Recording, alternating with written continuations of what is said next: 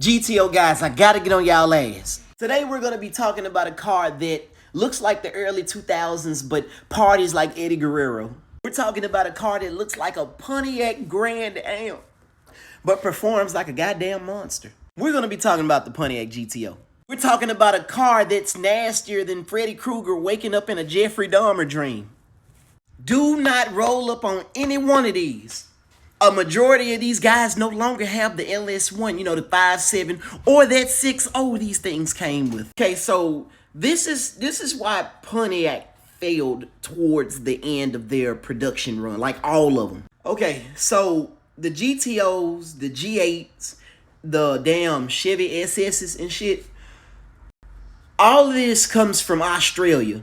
And let's stop and think. It's the early 2000s. 2005 rolls around, and what's the number one car that's on everybody's list at the time?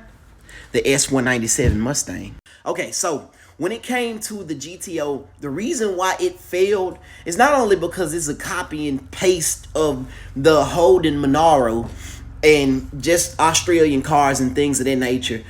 It failed because it looks like a Pontiac Grand Prix, a Pontiac Grand Am, and basically all their front-wheel drive vehicles. The S197 Mustang, aka the 05 Mustang GT and up, it succeeded because it it looked like the 1964 and 65 Mustangs, and people loved it. It gave people a sense of nostalgia. This being called the Pontiac GTO, and it looks like their normal front-wheel drive cars, caused it to fail. People didn't care, dog. They just did not care. Years later, these things cost an arm and a leg to get.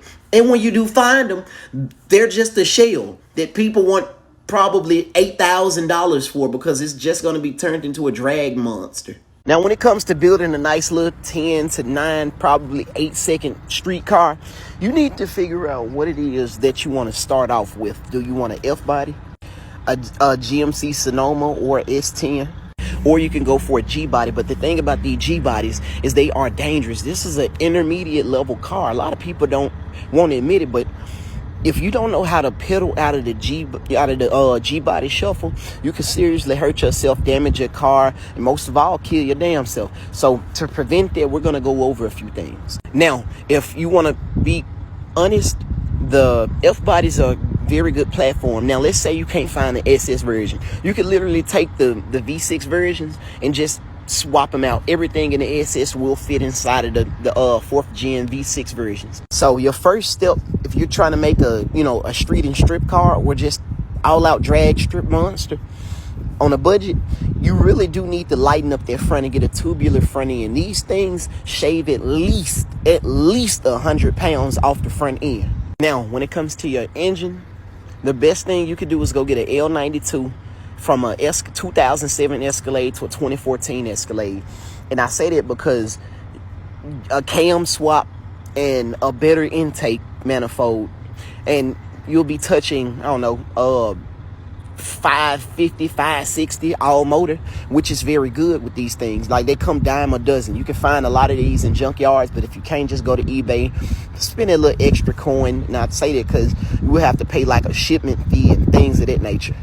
As far as transmissions, go get a TH400. The 4L60Es are good, the 4L80Es are good, but you got to build them up for them to do what you want them to do.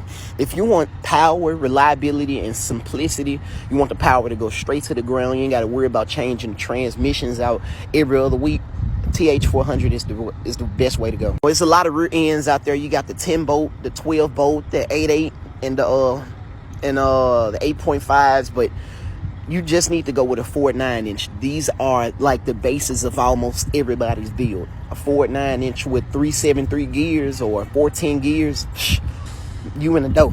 Now, when it comes to this combination, you don't have to go with the F-body. You can go with anything. Now, you will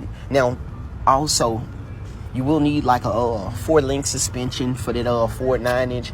Like, if you're using a G-body, you definitely need to beef up your suspension because these things will damn near flip over on their side because of the torque. And invest in a roll cage, a racing seat, all type of things. You don't want to risk hurting yourself, you know. You're looking out for y'all and shit like that. And yeah, you can pretty much build it however you want to. There's so many combinations out there, but love you guys. Be safe.